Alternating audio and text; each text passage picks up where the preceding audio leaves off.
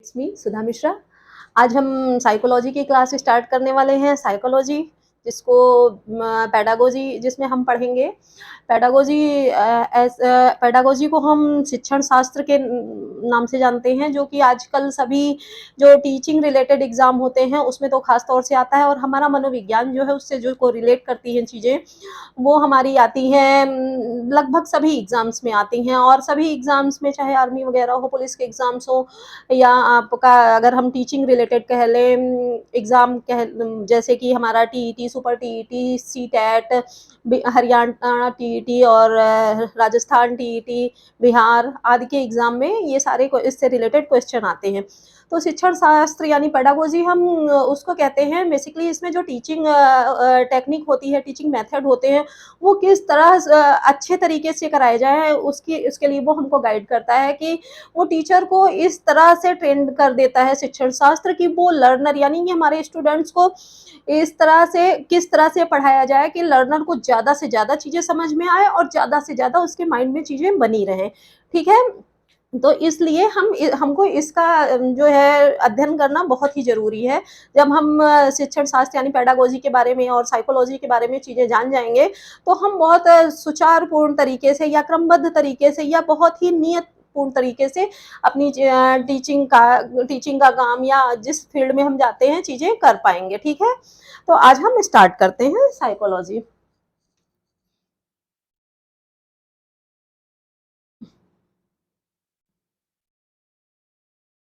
Psychology psychology ही relate करता है pedagogy को।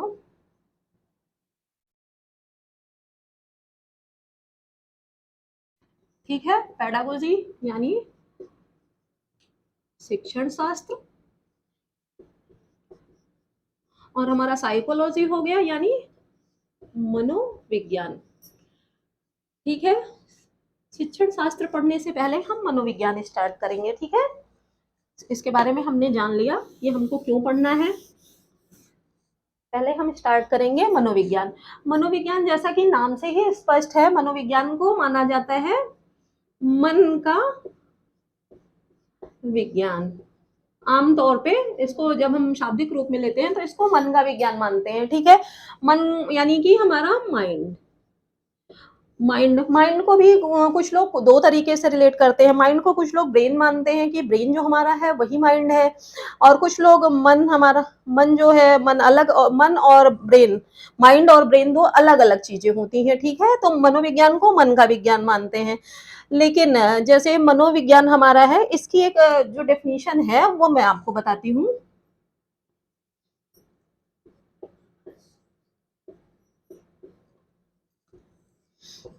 मनोविज्ञान वह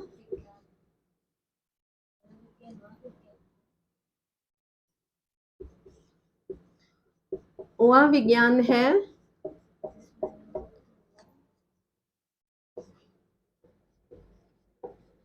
जिसमें लोगों के मन मतलब सिर्फ माइंड नहीं, मन में जो प्रोसेस चलते हैं यानी मेंटल प्रोसेसेस,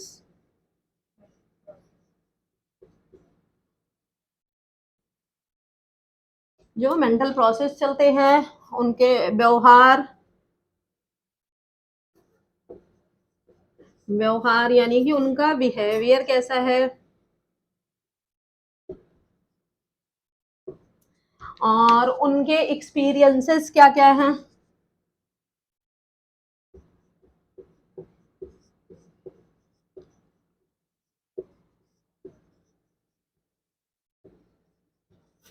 उनके अनुभव यानी एक्सपीरियंसेस,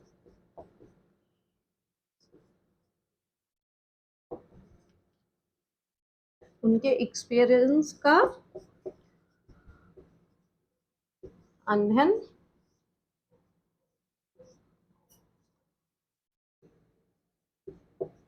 होता है। ठीक है? इस तरह से हम मान लेते हैं कि मनोविज्ञान वह विज्ञान है जिसमें लोगों के मेंटल प्रोसेसेस क्या होते हैं, कि जैसे मेंटल प्रोसेसेस में दो चीजें आती हैं खास तौर से। मेंटल प्रोसेसेस कब होते हैं? जब हम कोई उद्दीपक देखते हैं। ठीक है? आप ऐसे समझ लीजिए। फिर उसके बाद हम जो है अनुक्रिया देते हैं। आप सभी ने बेसिकली जहाँ कहीं भी पढ़ा होगा एसआर थ्योरी पढ़ी होगी, ठीक है। यस हमारा कोरिलेट करता है स्टिमुलस से, आर रिलेट करता है कोरिलेट करता है रेस्पॉन्स से। जब हम कोई स्टिमुलस देखते हैं तो हम रेस्पॉन्स करते हैं। जैसे हम लोग आप लोगों ने देखा होगा कि कहीं जब हम सपोज दैट जलेबी देख लिया, जलेबी देखते ही मन में विचार आया कि हाँ ये मीठा है। कुछ लोगों के मन में विचार आया कि इसको खाना है, खाया तो कुछ ने मीठा अनुभव किया, कुछ ने कहा कि अच्छा नहीं है, बहुत ज़्यादा मीठा हो गया। या फिर हम सपोज दैट कहीं आग जलती हुई देख लेते हैं, तो हम कुछ लोग उसको फील करते हैं, कुछ के मन में प्रोसेस चलती है कहीं आग लग गई होगी, कुछ के मन में प्रोसेस चलता है कि नहीं कोई वो कुछ बना रहा होगा, तो उससे कुछ अनुभव करता है। कुछ लोग उससे भागते हैं, कुछ लोग सहयोग के लिए दौड़ते हैं। तो इस तरह के अलग-अलग मेंटल प्रोसेसेस चलती हैं, अलग-अलग तरह के उनके अनुभव होते हैं, अलग-अलग तरह के वो व्यवहार करते हैं, ठीक है? तो हम इससे हमको 3 बातें समझने को मिलती हैं कि इस परिभाषा से क्या-क्या बातें निकल कर आती हैं, वो हम देखते हैं। ऊपर मैं आपको बताती चलती हूँ। पहली चीज़ निकलती है जो है वो है क्या है मेंटल प्रोसेस।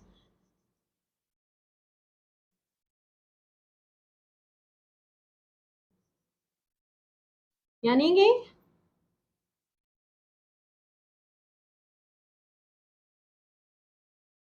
मानसिक प्रक्रिया। दूसरी चीज़ क्या आती है?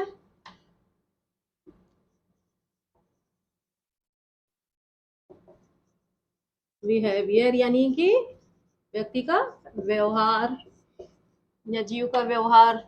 तीसरी चीज क्या आती है? एक्सपीरियंस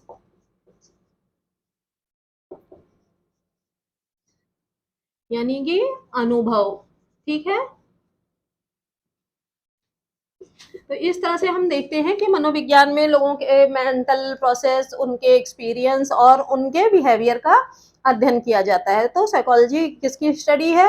मेंटल प्रोसेस, बिहेवियर और एक्सपीरियंसेस की, वो किसी भी जीव की।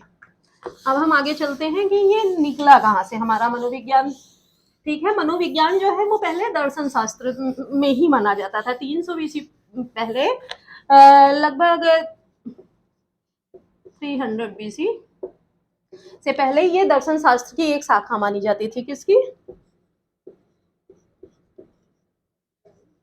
दर्शन शास्त्र, ठीक है। कहीं कहीं इसको मदर ऑफ साइकोलॉजी भी कहते हैं,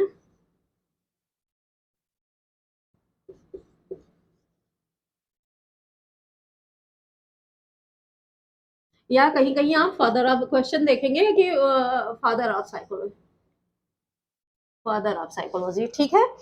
इसको क्वेश्चन आपको कई जगह क्वेश्चन में मिलेगा कि फादर ऑफ साइकोलॉजी या मदर ऑफ साइकोलॉजी, तो फिलोसफी ही होगा, ठीक है।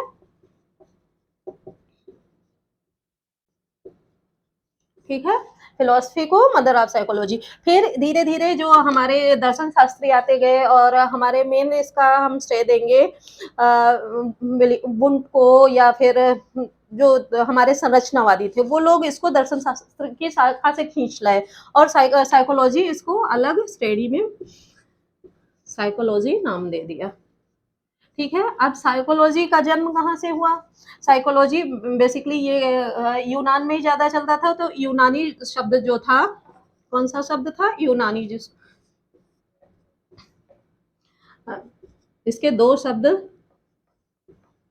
साइकी प्लस लोगोस, लोगोस ये दो शब्दों से मिलके बना है। साइकी का अर्थ होता है माइंड, माइंड यानी कि माइंड कहा जाता है, पर हम इसको कोरिलेट करते हैं सोल, सोल से। और लोगोस का मतलब टू स्टडी, ठीक। यानी कि डेफिनेशन क्या दी गई? अब मनोविज्ञान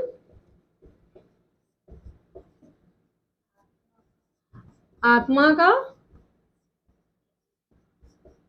विज्ञान है, ठीक है। इस तरह से इसको आत्मा का विज्ञान माना गया। इसको मानने वाले अरस्तु, प्लेटो, डेकार्टे, ये सब दर्शन शास्त्री ही थे। अब हम चलते हैं इसकी शुरुआत से कि कैसे कैसे कैसे इसका विकास होता गया। पहला दिया गया लगभग 16 16वीं शताब्दी में, 16th सेंचुरी में, कि मनोविज्ञान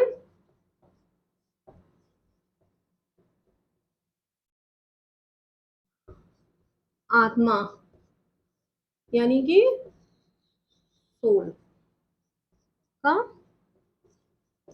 विज्ञान है। इसको मानने वाले कौन थे? अरस्तु, उनके शिष्य प्लेटो और डेकार्टे जैसे लोग थे इनको मानने वाले। फिर धीरे धीरे इसमें कमियां निकलने लगी कि मनोविज्ञान आत्मा का विज्ञान कैसे हो सकता है, आत्मा तो छुई नहीं जा सकती, आत्मा को कोई देख भी नहीं सकता है, तो उसकी स्टडी कैसे करेंगे, जब स्टडी नहीं करेंगे तो उसका ज्ञान कैसे हम प्राप्त करेंगे, उसका अध्ययन कैसे करेंगे, तो इसलिए इस परिभाषा को नकार दिया गया। फिर धीरे धीरे आए हम दूसरी परिभाषा पे। दूसरी परिभाषा हमारी 17वीं से 18वीं शताब्दी के बीच में आई, 17 to 18 में, कि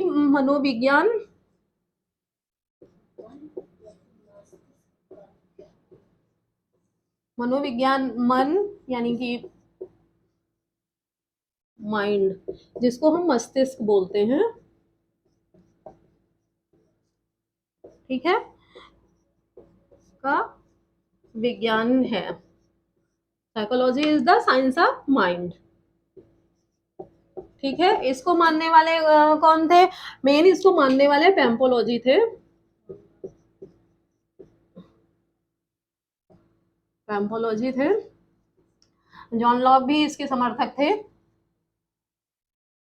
तो फिर उसी तरह जैसे आप आत्मा को नहीं देख सकते, उसी तरह किसी के मन को भी नहीं देखा जा सकता, मन को छुआ भी नहीं जा सकता, किसी दूसरे के मन को पढ़ा भी नहीं जा सकता। किसी क्षण किसी का मन कुछ और कहता है और मन इतना चंचल होता है, किसी समय कुछ चीजें चलती हैं, कभी मन में कुछ चीजें चलती हैं, तो इन चीजों को कभी पढ़ा या देखा नहीं जा सकता। तो इस परिभाषा को भी नकार दिया गया, या इस थ्योरी को भी नकार दिया गया कि मनोविज्ञान मन का विज्ञान है। फिर धीरे धीरे आए विलियम जेम्स। विलियम जेम्स का मानना था कि मनोविज्ञान चेतना का, जैसे इसमें हम अनकॉन्शियस चीजें नहीं पढ़ सकते हैं, जैसे कभी कभी हम इन चीजों का अध्ययन नहीं कर सकते, जो हमारे वो चीज व्यवहार भी हम करते हैं जो हमारे मन में चल नहीं रहा होता है, अनकॉन्शियस मन में होता है। तो फिर हम इस परिभाषा पे विलियम जेम्स आए, ये लगभग कि इन्होंने कहा कि मनोविज्ञान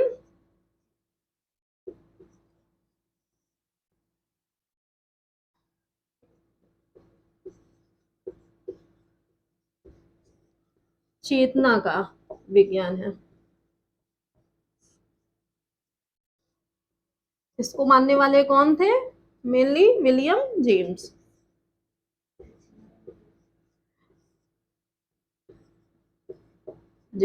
इसके साथ साथ टिचनर ने भी इनका साथ दिया कि हाँ, मनोविज्ञान चेतना का विज्ञान है। ये 19वीं सदी में मतलब ये परिभाषा आई कि मनोविज्ञान चेतना का विज्ञान है। पर चेतना में कॉन्शियस है या अनकॉन्शियस है, ये भी मान लिया गया। और बात, हर आदमी कभी चेतन अवस्था में रहता है, कभी अर्ध चेतन अवस्था में रहता है, कभी अचेतन अवस्था में रहता है। तो अगर सिर्फ चेतना का ये विज्ञान है तो उसके बाकी बिहेव हम कैसे पढ़ सकते हैं? तो धीरे धीरे जैसे समय इस परिभाषा को भी नकार दिया गया कि वो चेतना का विज्ञान नहीं हो सकता है। फिर 20वीं शताब्दी या उसके बाद आई चौथी बात, 20वीं शताब्दी के लगभग आई, उसमें वाटसन आए। तो वाटसन ने बताया कि मनोविज्ञान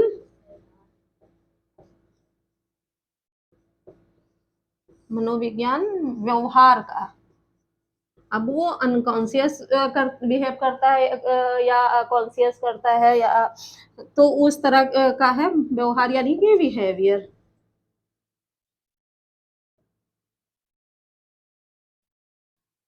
व्यवहार का विज्ञान है, ठीक है। इस तरह से ये मानने वाले मेन कौन थे? वॉटसन, वुडवर्थ थे, और स्किनर थे। वो इस परिभाषा को मानने वाले थे, पर मेनली इस परिभाषा को दिया था वॉटसन ने, ठीक है, जब नाम आएगा। इसको भी, इस परिभाषा को मेनली दिया था विलियम जेम्स ने, इसको दिया था पैम्पालोजी ने, इसको अरस्तु ने। ये इसको मानने वाले थे, अदर जिनका हम नाम लिख रहे हैं इस परिभाषा को मानने वाले थे, उनके समर्थक थे। तो मनोविज्ञान को व्यवहार का विज्ञान मान लिया गया। मनोविज्ञान का व्यवहार जब इसको 20वीं शताब्दी के बाद माना गया तो लोगों को ये परिभाषाएं इसमें कमियां नहीं निकल पाई कि हाँ व्यवहार का अध्ययन है। वो प्राणी चाहे चेतन अवस्था में करता है, चाहे अचेतन अवस्था में या अर्धचेतन अवस्था में, जैसी भी कंडीशन में वो व्यवहार करता है और जैसा जैसे उसकी मेंटल प्रोसेस होती है वो अनुभव करता है, उसी हिसाब से व्यवहार करता है। तो इस हिसाब से मान लिया गया कि मनोविज्ञान क्या है, किसका अध्ययन है, व्यवहार का अध्ययन है। ठीक है, या व्यवहार का विज्ञान है। और दर्शन शास्त्र से विज्ञान की श्रेणी में ये आ ही चुका था। तो इस तरह से हम मान लेते हैं मनोविज्ञान व्यवहार का विज्ञान है। आगे की चीजें हम नेक्स्ट वीडियो में डिस्कस करेंगे। Thank you.